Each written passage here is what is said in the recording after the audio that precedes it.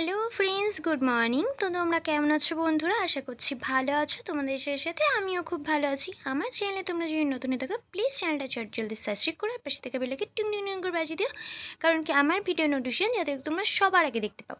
I think আজকে কী টপিকের উপরে ভিডিওটা হতে চলেছে টাইটেল আর থাম্বনেল দেখে বুঝতেই পেরেছো।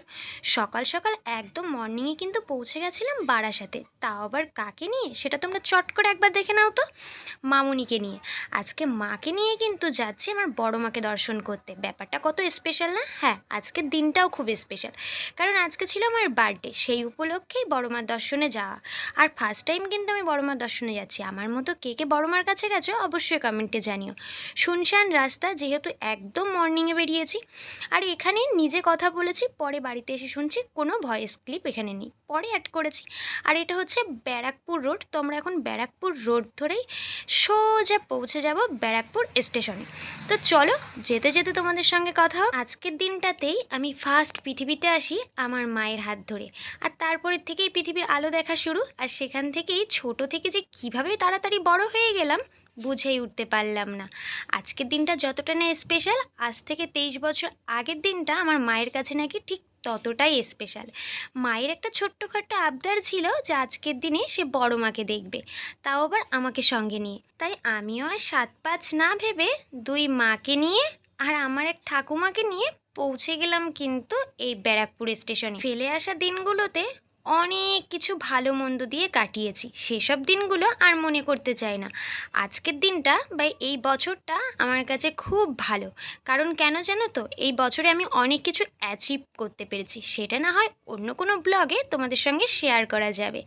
আজকে যেহেতু এই ব্লগটা আমার কাছে বেশি স্পেশাল, সেই কারণে আর দুঃখের স্মৃতিগুলো তোমাদের সাথে শেয়ার করলাম না।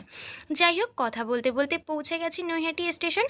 এখানে এসে যা ক্রাউড দেখলাম, বাপরে বাপ। আর তারপরেই তো পৌঁছে গেলাম বড় মার মন্দিরে। ধর্ম হোক যার যার, বড় মা সবার। আর আমাদের বড় মা কিন্তু কথা বলে, সত্যি উনি কথা বলে।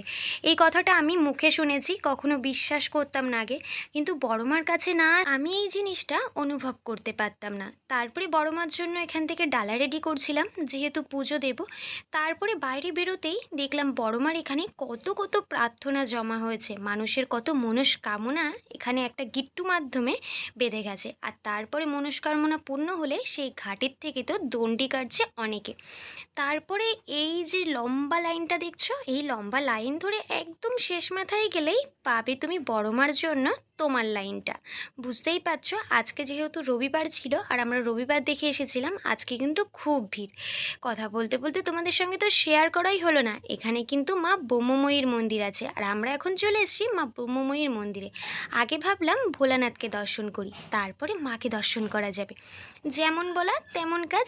বাবাকে দর্শন করে এখন চলে এসেছি মা ব্রহ্মময়ীকে দেখতে। এই মন্দিরটাও খুব জাগ্রত, এখানেও কিন্তু নিত্যদিন পুজো হয়। তোমরা শনি মঙ্গলবার আসলে যে পুজো হবে এমনটা নয়, এখানে সর্বসময় পুজো হয়। তারপরে এখানে সব থেকে স্পেশাল জিনিস এই যে বড় মার তিলকটা। যত সকাল থেকে লাইনটা এগোচ্ছে, মাকে দেখার এক্সাইটমেন্ট আমার তত বেড়ে যাচ্ছে। আর তোমাদের সকলকেও অনেক অনেক ধন্যবাদ আমাকে প্রতিদিন এত এত ভালোবাসা দেওয়ার জন্য। একটা ভিডিওতে আমি বলেছিলাম ভগবানের কাছে গিয়ে আমি কোনোদিনই কিছু চাই না, সেখানে একজন কমেন্ট করেছিল, পরে আবার ডিলিট করেছে যে ভগবানের কাছে কিছু না চাইলে ভগবানের কাছে যাও কেন। একটা কথা তোমাদের কাছে শেয়ার করি আজকে, না চাইতে যে মানুষটা বা ভগবান আমাকে এত কিছু দিয়েছে বা মা বাবা আমাকে এত কিছু দিয়েছে, সেখানে চাইবো কেন? যার চাওয়ার আগেই তারা মন বুঝে অনেক কিছু দিয়ে দেয়, সেখানে কিছু চাওয়ার লাগে বলো তো? আর বড় মার কাছে গেলেই তোমার মনের সমস্ত ইচ্ছা বড় মাই বুঝে নেবে, সেখানে স্পেশালিভাবে কোনো কিছু চাওয়ার নেই। তোমরা এখন ধীরে ধীরে প্রবেশ করবার এই গেটটা আমার যে আমেজিং লেগেছে কি বলবো। একটা কথা তোমাদের সঙ্গে শেয়ার আগেই করে রাখি, এখানে ফোন অ্যালাউ নেই। অনেকেই চুরি করে ফটো ক্লিপ তোলে, ভিডিও ফুটেজ ক্লিপ করে, সেগুলো কিন্তু তোমাদের নিজের নিজের পার্সোনালিভাবে নিজের দায়িত্বে করবে। অনেক সময় কিন্তু ফোন ওরা ক্যাচ করে নেয়। আমার সঙ্গে যেটা ঘটেছিল, আমি তো ভিডিওটা করছিলাম, দেন বাইরের থেকে একটা লোক এসে এখানকার বলে ইনচার্জ আমার ফোনটা কিন্তু নিয়ে নিতে চেয়েছিল। যাই হোক, সেটা একটু মিস্টেক হয়ে গেছিলো। তারপরে কিন্তু ফাইনালি বড় মাকে দর্শন করে এখান থেকে বেরিয়ে পড়লাম। আর এখন যাব বাড়ির পথে, চলেও এসেছি কথা বলতে বলতে বনগাঁ স্টেশন। তোমাদের আজকের ভিডিওটা কেমন লাগলে অবশ্যই কমেন্টে জানিও। ভালো লাগলে একটা কমেন্ট করো, লাইক করো, শেয়ার করো। আজকের মতো টাটা, বাই বাই।